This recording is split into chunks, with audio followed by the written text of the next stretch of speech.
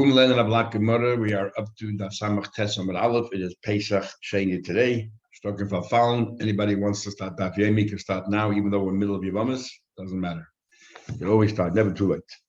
So the last thing we're learning is we're talking about a Kohenis and a Leviah and the Israelis, that if they have a relation with somebody that is forbidden to them, they lose their rights to eat ksuva. Even a Leviah and Israelis eat truma. Even a Leviah and Israelis can eat truma on account of their son. If they were married to a kohen and then he dies, if they had a son, they can continue eating. But if they had a one-night affair with somebody that's usher, they lose that right. Plus, they can never marry a kohen again.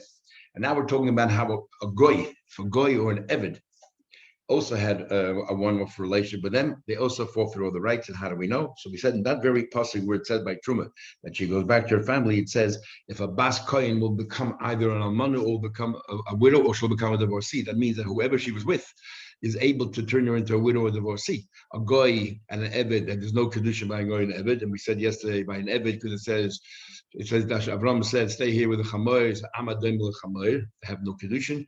And by a goy as well, because it says by adultery, it says eishes re'echa, and this is not your friend. Or according to the shiltas, only those who can means of kesef and shtar for kedushin can also be a goyim, can only do bia, so therefore they don't have our kind of marriage. So how do we know? That's how we know goy is not included. So, and then how do we know a Levi in Israel as well? Because it says we had before ubas, and the whole word is extra and so on. So we're up to the Gemara now. So let's maybe darshan differently. Says the Gemara, you decided that Pasuk telling us a goy is different, but you decided how is a goy different? L'chumra, that even if the goy, even if you have no children, you lost your rights. You might ask, maybe let's be lenient and say it all the way around. Even if you do have children, it doesn't matter because they don't count. A goy with you, your children don't count. They have no impact on your truma. Let's be lenient. Says the Gemara. We are up to the Tezah Aleph about 7 lines on top. The first line is the Ema. The Ema, why don't we say exactly the opposite? Mishi yeshle almanas v'gedushin, but only a yid. If you were married to someone that has almanas v'gedushin, say mamza kiles leizera ka'achla. If there were, a regular case of a Yisrael, there's no a regular case of a normal person. There's no children, then you go back home. If you had children from this, let's say from Yisrael, then lo yachla, she cannot go back home because she's no longer the same person. However, Misha eile almanas v'gedushin. Let's conclude with somebody that, let's say a goy or an eved, but there's no marriage. Afagav the Yisrael zera. Even if they are children, maybe she can eat. Maybe she could eat. And Tej already asked, we have a rule, whenever you have a hekesh and you have a choice of being machmer, being makel, we're always makel. Tej begin Baba Kama talks about it. So why over here? I'm sorry, we're always being machmer. Either because Safek Mahat Torah, you're always stricter. Why is Mar suddenly asking, let's be lenient in this case here? Unless by Kachim and Truma we treat it differently and we try to be lenient. Because we have a rule by Kachim that says Shona Kasa La'akiv, the Torah has to repeat it twice before it becomes like mandatory and there's no way out. So maybe there's sometimes we become more lenient. Says in Cain, if you're going to tell me that by goy, your children have no impact whatsoever, and the pasuk is coming to be lenient, and it's coming to tell you that the children of a goy have no bearing at all, and she can go back to her original state in Itrumas, if so. And we use the word ubas to include a Levi and the Yisrael. What for? Why do you have to include a Levi Yisrael? The whole word of Bas is extra to teach you if a Kohenis herself, you're telling me that a goy has no impact on her having children from a goy means nothing, and she can continue eating truma. So surely a Leviah and a Yisraelis, who were married to a kohen, then he died and left behind a child, they're eating truma. So surely if they had a one night thing with a goy, it'll have no bearing on it. They can continue eating. Surely. Because remember we learned before that a Kohenis, she gets disqualified. Then she has kedusha, and she loses it. But you tell me he has no bearing on it, so surely they didn't have no kedusha in the first place. So what's the point? And Rashi explains at length. If maybe when it comes to Levi Yisraelis, the point is not to teach you about a goy, is to teach you that on the other way around. That if she was married to a Yisrael, and if she had a child, she's continue eating truma. But if she was married to that a Leviah and a Yisraelis, if they were they were allowed to eat because of their child. But the chiddush here is that if then she goes ahead and she marries a Yisrael, let's say a Leviah Yisrael, she's married to a Kohen, died, had a child, so she can eat truma. Then she married a Yisrael, and she had another child, and because she has now a child, a Yisrael, she can no longer eat truma. Maybe that's what the pasuk is trying to tell you. So Rashi says for that you don't need a pasuk. Why? Since even a Kohenis, if she had a child from a Yisrael, even though she had a child from she herself is a Kohenis, forget about having a child, don't need a child from a Kohen. A Kohenis married to Yisrael and has a child, she loses all her rights. So surely a Leviah who only reason why she's eating because she married a Kohen and had a child. If she then marries a Yisrael and has another child, surely she herself has no right. She has a child in Yisrael, surely she forfeits all her rights. We don't need a pasuk for that. Says the Gemara, so Yebuya Levi Yisrael, what do you have to tell me about a Levi Yisrael at all? If you tell me the by a guy has no bearing whatsoever. Says the Gemara, okay. So it must be we're talking about telling you that by a guy that we're machmir that even if there were no children, she loses her right for truma and then to marry a kohen. According to Rabbi Kiva, the Amar says, "Ain't kedusha toivsim b'chayavi lavi." According to Rabbi Kiva, even when it comes to let's say a mamzer, somebody is a chayav lav, there's no kedusha whatsoever. So look, and you said before that kedushin, when do we say she forfeits her rights? Only if she lives with someone that can turn into Ammana, can turn to Gerishim. According to Rabbi Kiva, it can never happen.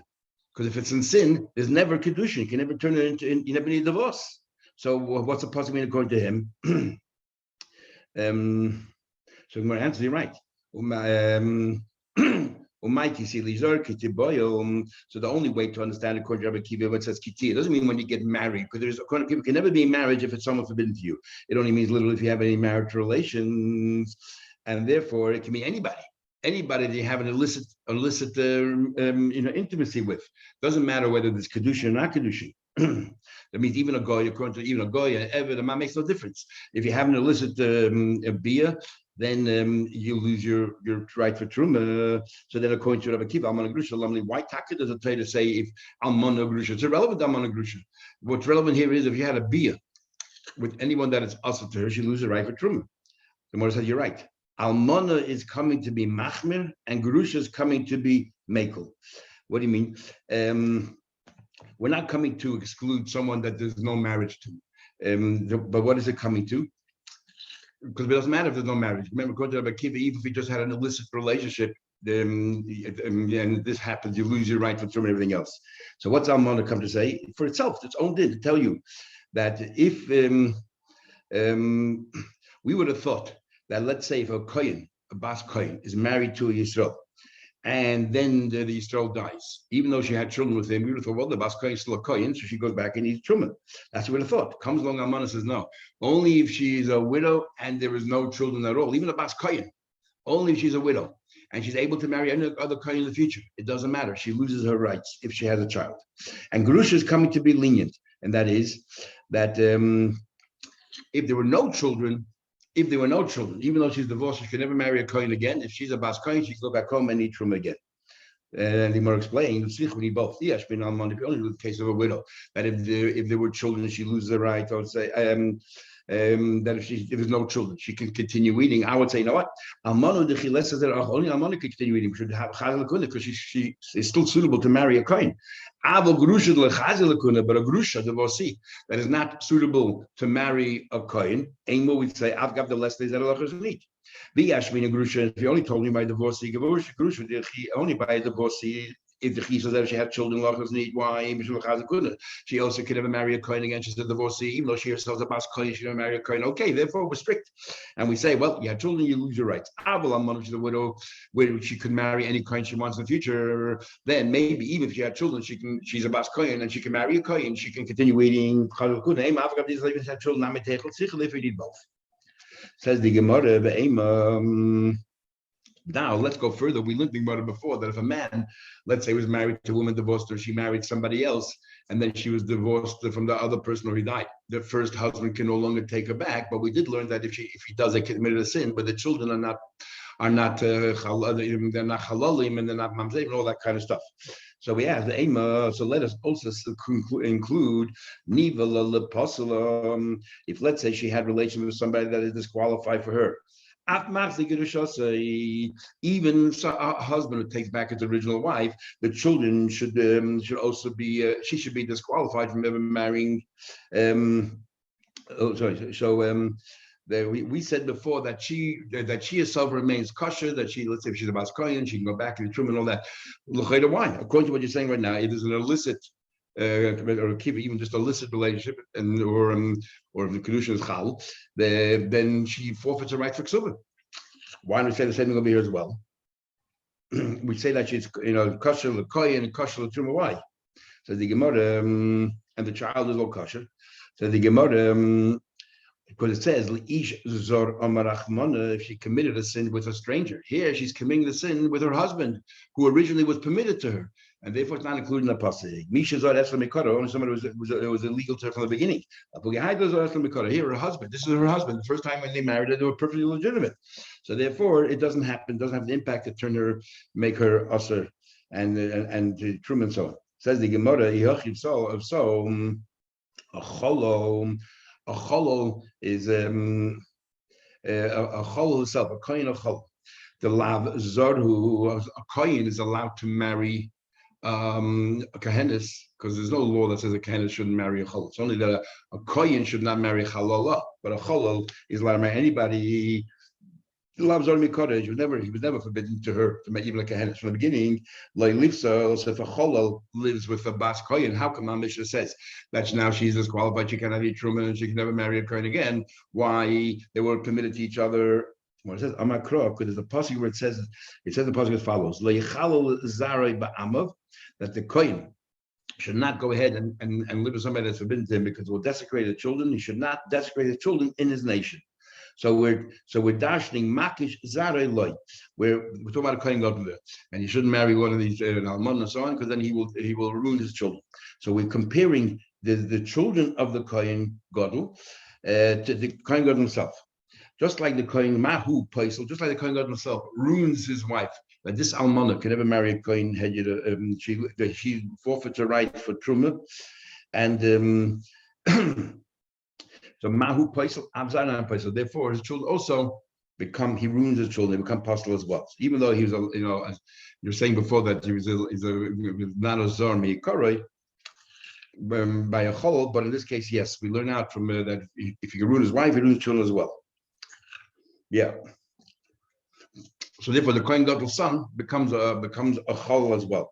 If it has a daughter, she becomes a chalala. She cannot marry a kohen. So the Gemara, and if this son is a chol, lives with a woman, he ruins her that she loses her truma. Why? Because the father passes the wife, passes the son. Says the Gemara, let us say that it happened. It says the Torah to use the word kisiya. Let's say as soon as they got engaged with someone that's forbidden to her, already all of this happens, and we don't. And she lives. She's engaged with someone they shouldn't have been engaged to. She should be forbidden forever to a kohen, loses her truma and all that. Even if the person dies before they consummate their marriage, because it says pasuk kisiya. So when it says the kohen gadol, we learn that from a kohen gadol and almana. My kohen gadol almana the be. When kohen gadol and almana only could be when they consummate it, because it says like chal zare, and you can only have children when you consummate. So therefore, therefore we say that all these things, when you have an impact, when you have an illicit relationship, only if you actually consummate a relationship, not just by engagement. So the Gemara, maybe both. Maybe you need both steps, kedushin and bia, and not just be alone. So what happens if you have let's say a one-off affair with no kedushin? Maybe it doesn't have that impact. Says you do me the kohen gadol, but again we compare to kohen gadol and ma kohen gadol, but the bia lechuda. It's only bia that makes it happen. So if they only got engaged, they don't get malchus. If a kohen gets engaged with a grush, you don't get malchus. Only if they consummate it, and therefore it's only the bia itself that makes all these disqualifications. Okay, then we learned the Brisa yesterday. Rabbi Yossi came along and added, which we explained already, but I was going to explain here. Rabbi Yossi came along and said, this is the rule. Kol shezare posel, if as a result of this illicit relationship, they would have had a kid, the kid would have been disqualified, then posel, then the father disqualifies the woman, the mother. Even before they have a child, so they have a one-night affair. Kol she'ein zare posel, but if they produce a child, the child wouldn't be posel, then ain't no posel. What is Rabbi Yossi saying differently than Tanakama? You know what the only difference is? Because all the other psulim, if they have a child is also possible. The only difference would be a mitzri sheni v'dami sheni, a convert from Egyptian or a convert from Edom. The din is by a convert that only the third generation can come back into the fold. So the second generation of a mitzri, second generation of a dami, and they live with a Yiddish woman or with a bas kohen, it's forbidden. It's with anyone, it's forbidden. But the child that they would have produced would have been kosher. So then what happens then? Is this woman disqualified from Truma or disqualified from marrying a Kohen? Ika benayu, that's the difference between the two. According to the Tanakh, since the fact is that the father himself is puzzled and disqualifies the woman, who cares about the children? Going to be ACB also look at the children. Tanakh so Ma Kohen Gadol, and they're both going out from Kohen Gadol B'Amon. Tanakh holds Ma Kohen Gadol B'Amon Shbiyasi B'Aveda, just like Kohen Gadol was Amon, that the bee itself is a sin, upoisel, and disqualifies Avhanami poisel. So here also it disqualifies, because as long as the bee is an aveda, who cares which of? He says no. But what happened to Kohen Gadol? Not only does he disqualify the mother, he also impacts on the child. Says like the children also. She's not apostle apostle. If the children are also disqualified. Of course, that apostle apostle. You need that the children should be disqualified before we disqualify the mother. And the only difference would be if it's a mitzri, a second generation convert of a mitzri, a second generation convert of an adaymi. Says the Gemara. La fuke mitzvah the ain't that apostle, not apostle. How do I know that? See, if it says bani mashiv that ain't children they have, their shlish, the third generation, yavilem bekalashem can return back to the fold, to the Jewish community. Then Kalashim will go and he goes a step further. He said not only the children are impacted, but if you look at Koshat, he said, if I don't give some of the children impacted, but if the daughter is permitted, then it doesn't disqualify the mother. When you have a situation where the son is disqualified and the daughter is not. And of course, in such a situation, the mother won't be impacted. She can marry a Kohen again if he dies. Where do we have that? A convert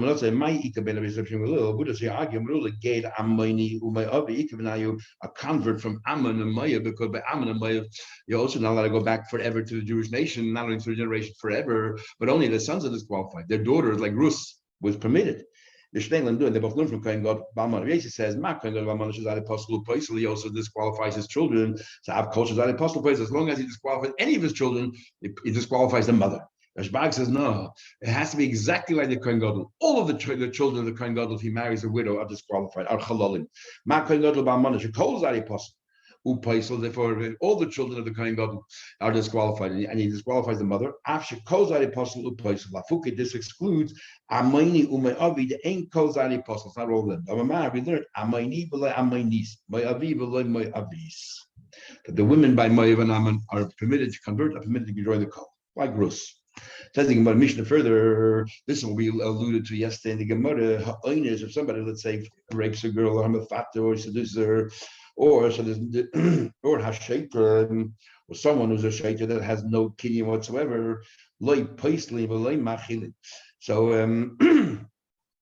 shaita is different than rape and mafata. Shaita, in the case, actually got married. Nevertheless, there's no kinyan whatsoever. Like paisli, they don't disqualify, nor if they're a kohen, nor do they, the one who raped was a kohen, nor does it enable them to eat from, as we'll see. The main and ruin love of Israel, and if they're not suitable to join the Jewish nation, then if the person is not just we're not talking about a case. The first part of it is talking about a Yisrael or a Kohen. Anybody rapes a woman, and she's a single woman, and so on and so forth. You shouldn't do that. It's asa, but it doesn't disqualify her in the future to marry a Kohen. However, if we did learn before in the Gemara, according to one opinion, if she was married and she was forcibly raped, even though she's mutter to the Yisrael, in the future, if her husband dies, she can never marry a Kohen. Here we're talking about a single girl, and therefore a single girl, if she was raped, she's allowed to marry a Kohen. Then it doesn't get disqualified. But if the person who raped her, or the person she had a one night stand with, ain't a real love Yisrael, not suitable to come to join the Eden, then had a elu paisli. And we said before the Gemara, we're talking about it here as like a cholol. Then they disqualify her. Ketzad. So we explain now. Yisrael shebo al bas koyin. If a Yisrael, for example, let's say raped or seduced a Yiddish a bas koyin, then she can continue. In other words, what do we rape? No, the idea is he didn't do it for the sake of marriage. It was a snus. She can continue eating truma because we don't say nothing happened. What happens? Either as a result of this, she fell pregnant. Then now she has a child in her, and we don't care if that person was a kohen or not, because the baby whilst in the mother's womb stops her from eating, because only when the child is born. Ibra, let's say she fell pregnant, she cannot eat truma. She cannot eat truma because the child, even though she's a baskoyin, the child prevents her from eating truma. What about this goes for only it has to be kinureha. She has to be exactly the way it was before it started, but she's pregnant now. What about nechtek ha'uba? What about they cut out, unfortunately, this fetus in her womb? He had an abortion, even still sitting in the womb, but it was already, cut out, was killed. And toichel, she could eat miyad straight away. Or toichel, she can eat because she's back to kinurah. She no longer has a fetus. Now that's the case of Paislan. What about a koyin that had that did this to a Bas Yisrael? Like Teichel Betruma, she cannot say, "Oh, it was a kohen who raped me. I can start eating truma." But Ibra, if she fell pregnant, if she has a child later on, she could eat. She could eat because she has a kohen as a child. But while she's pregnant, she can't. Like Teichel, she cannot eat. And we said before 2 reasons: either because the child inside the mother's womb takes on the identity of the mother, or Yisrael, or because only a child while it's born is meiled. Yolda gave birth Teichel. She can eat. We're talking about when the husband died. Yolda, she gave birth Teichel. She can eat.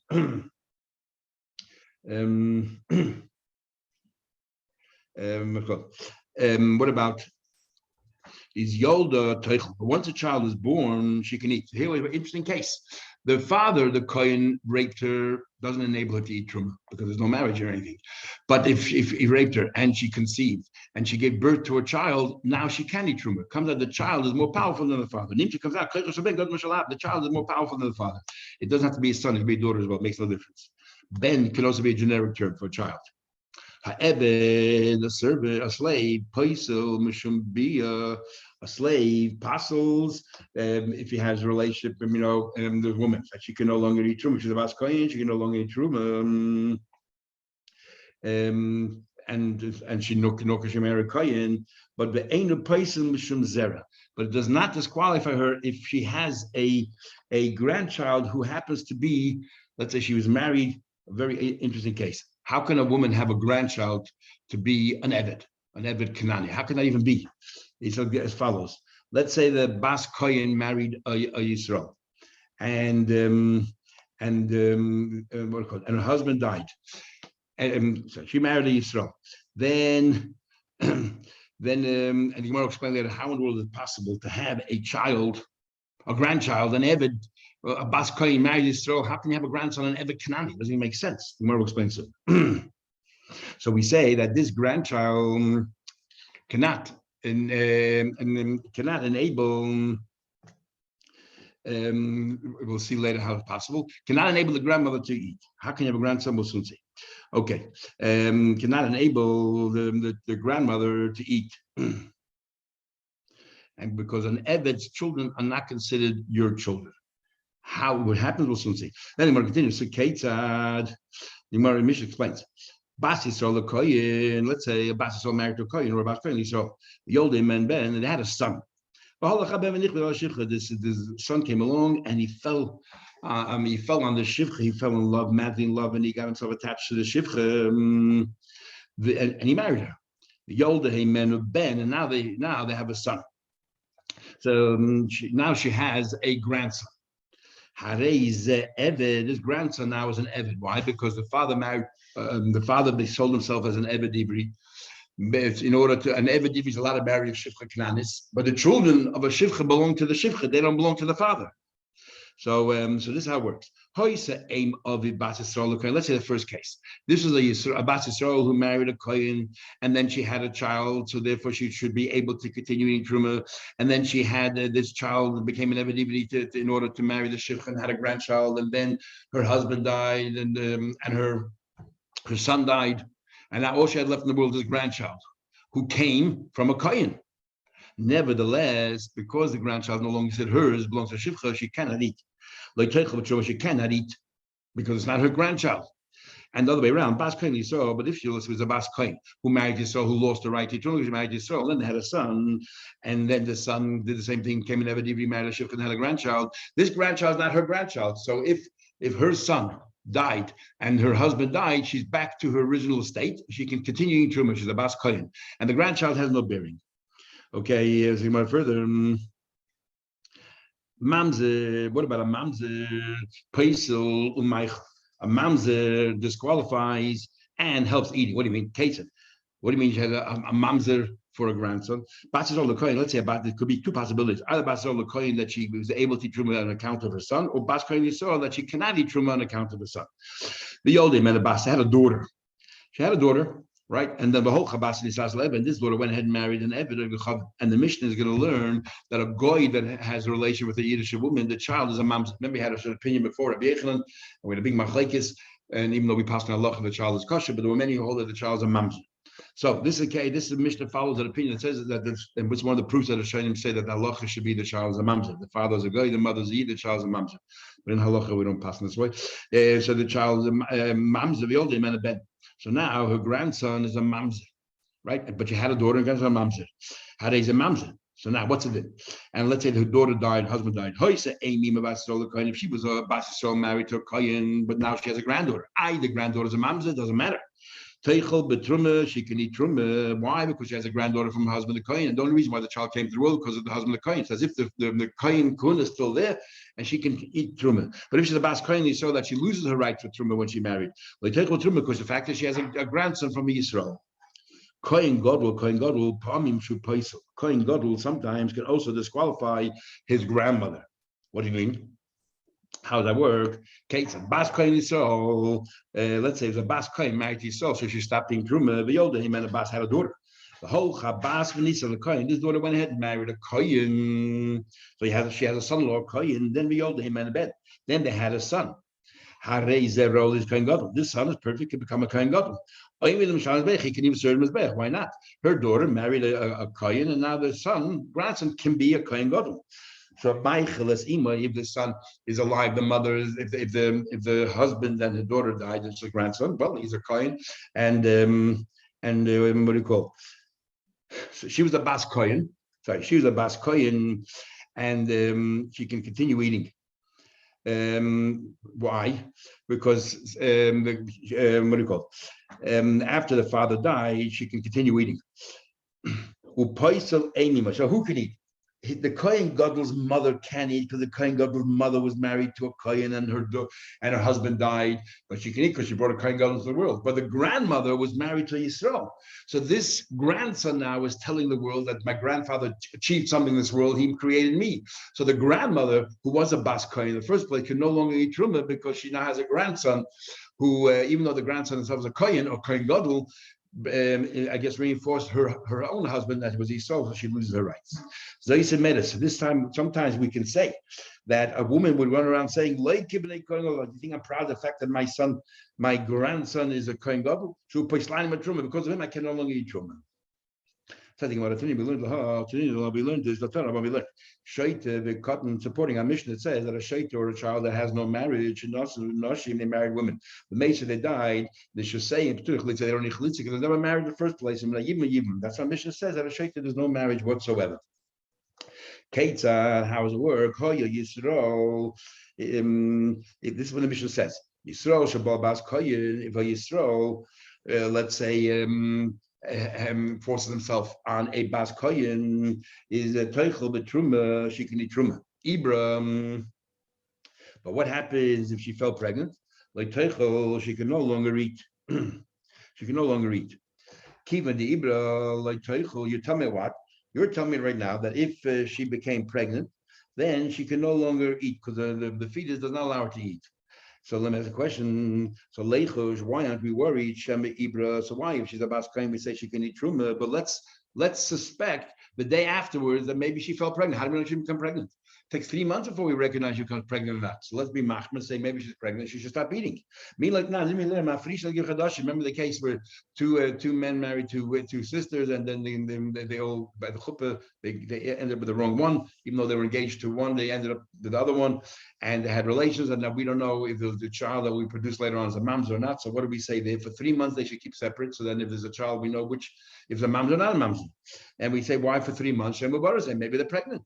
So how come over here we allow the next day already to continue eating truma? Then when it comes to mamzer, we're very strict. That's why we wait. When the truma lechoshu, when it comes to eating truma, we're not so stringent. So the Gemara truma lechoshu, you tell me about truma. We're not worried. But Tanya, we learned if a man says to his wife, 1 hour before, I want to make sure that you don't end up becoming a Yevama stuck with my brother. We don't have any children. So I'll tell you what, I'm giving you a divorce, and this divorce is not effective until 1 hour before I die. And if this guy is a kohen, asur lechel b'truma, she can no longer eat truma immediately. She has to abstain from eating truma. Why? Because how do you know he won't die in an hour from now? So see, by truma we are concerned. You're right. When it comes to a normal marriage, they went to a chuppah and then they got married and they want to have children, so they'll do everything impossible to have a child. Therefore, we say maybe become pregnant. But over here, somebody raped her outside of marriage. There's no marriage. If someone raped her, then she's going to try to make sure that she doesn't fall pregnant.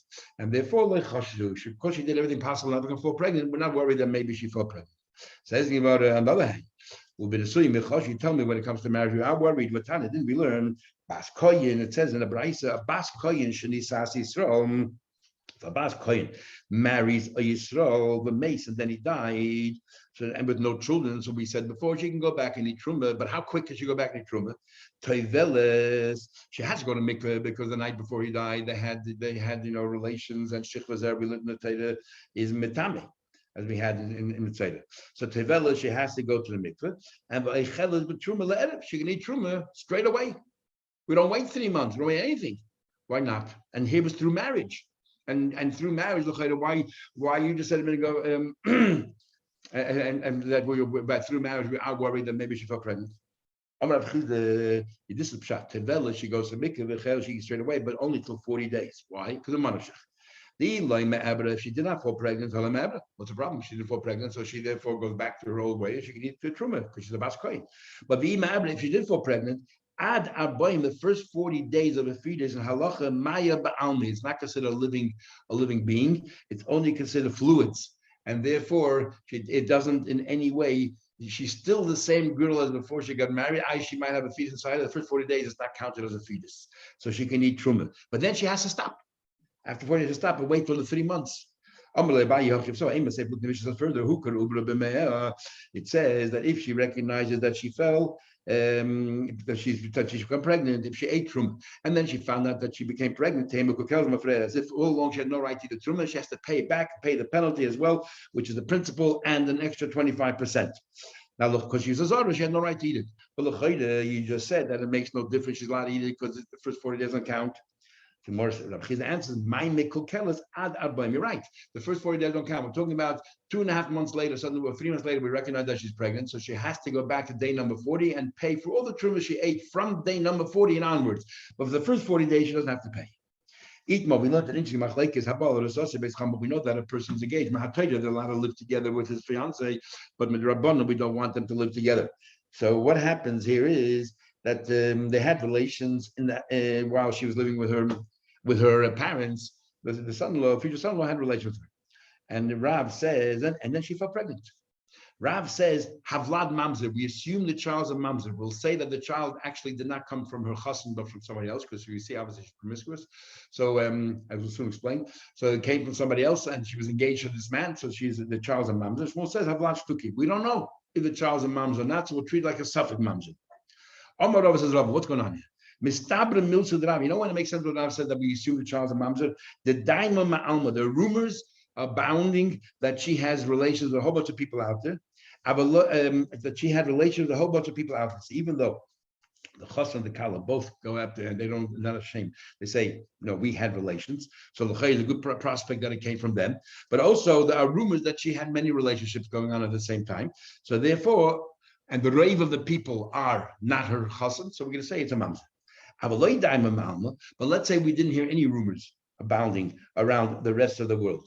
Then we're going to say, we're going to say that that probably it came from the chassan, the child is not a mamzer. So it says, how do I know? In other words, if there are rumors that came from the rest of the world, then we say the child is a mamzer. But if there are no rumors of the rest of the world, then we'll assume it came from her chassan, is no mamzer. How do I know? Tani says Mishnah, Yalda, if it gave birth, let's say she was raped one night, she gave birth, she can continue, and you gave birth to someone from that union, we'll assume it came from that kohen who raped her, and she can eat truma. What are you talking about? If there are rumors abounding that this woman had many relationships, okay, so one night there was a kohen with her. How do you know the child is the kohen's child? Is Ma'alma Yoda that what maybe that what the rumors that about Ma'alma Yoda if she gave birth, why could she eat? Maybe somebody else's, and they're the majority. Elalav. Minay Daima V'Lei Daima. I'm talking about a case here that there's no rumors abounding that she had any other relationships, otherwise she's a victim of rape, and therefore we're assuming it came from this kohen. So now let's make a kavuchim. We gain nothing by saying it's the kohen because she's single. She shouldn't have relations with anybody. It's also to everybody, to this person and to everybody else. And yet we're going to automatically assume it came from this kohen because it's most likely prospect. We're going to say it came from this kohen. So over here, she has a chassan. The lahai yisur lahai to the chassan mahatayra she's allowed to live together with, and everybody else has an issa from the Torah because she's an engaged woman. In fact, if they have a relation to get skila, a very severe punishment. Is like koshka. Surely, if there were no rumors abounding, we're going to assume it came from the chassan. That's what Rava says. No. Who said? I can tell you, I can argue for argument's sake. If there are rumors if there were rumors, just rumors that it came from the chassan, that's bad already.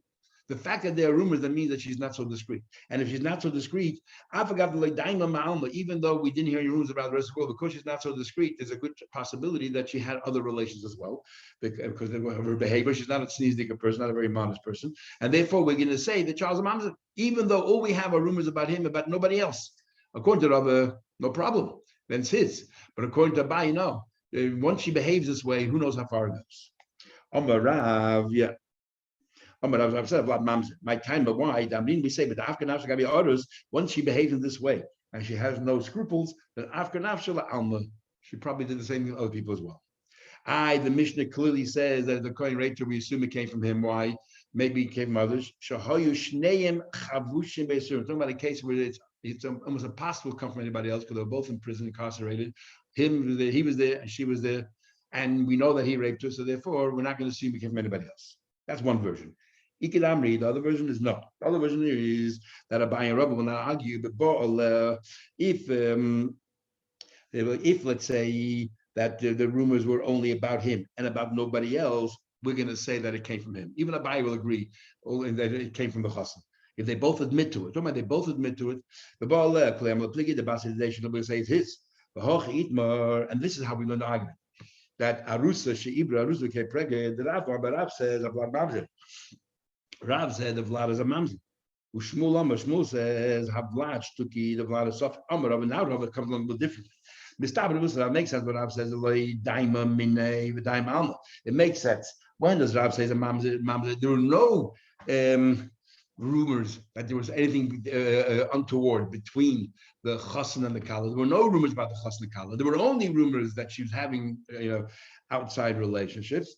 Then Rav said, well, in that case, I'm going to assume it's a mamzer. Why? Because we're after the rape. But if there were rumors about the chassan and kala, then according to this version, even though the rumors about the rest of the world, if there are rumors about the chassan and kala, we're going to automatically assume it came from this chassan. But how do I know that? He says the Mishnah Yoda, if you was raped by a kohen and had a child, you can eat, we'll assume it came from him. What are you talking about? The only rumors, the only person that we know that perpetrated this was the kohen, and we don't know about anybody else, so there are no rumors about him. And for that, I need a Mishnah to tell me that the teichel will assume the child is his. Of course the child is his. She is a very sneezing woman, modest woman, and we know that she's a victim of this person. Is there a question where it came from? Elalav, the Chiddush of the Mishnah is talking about a case that no, the Daima Namim Alma. We know what the Kohen, what he did, but we also have rumors about the world. And we would have thought, in this case here, because the rave of the world are out there, maybe we should say it's not a Kohen yet. And yet you say it's still the Kohen's. Nobody had a right, since she wasn't married, nobody had a right to have a relation with her. Yet we say the grounds are that it came from this Kohen. So here in the case of the Chassan, where the Chassan is permitted from the Torah, only the Rabbanan is forbidden, and everyone else is forbidden from the Torah, is like Koshka, surely we can assume that it came from the Chassan. Abaye said, so according to Rabban, this version, even if there were rumors that she did have relations with many people around it, as long as there's also a rumor that she had relations with her chassan, or they both came along and confessed, we're going to assume it came from the chassan, in all likelihood. No. In this case, I would argue with you. I argue with you. I think so in this version that if there are rumors about the world, even though we know about them as well, we're going to assume it came from the world because they go after the majority. Because you go after the majority of the world. Our mission is talking about where there were no rumors at all about anybody, not about the chassan, not about anybody in the world. There were no rumors. Everything was done very discreet. Then we're going to say, no likelihood. Who was it? Probably the one that she's permitted with. That is her fiance. Okay, we'll stop here. We'll continue tomorrow.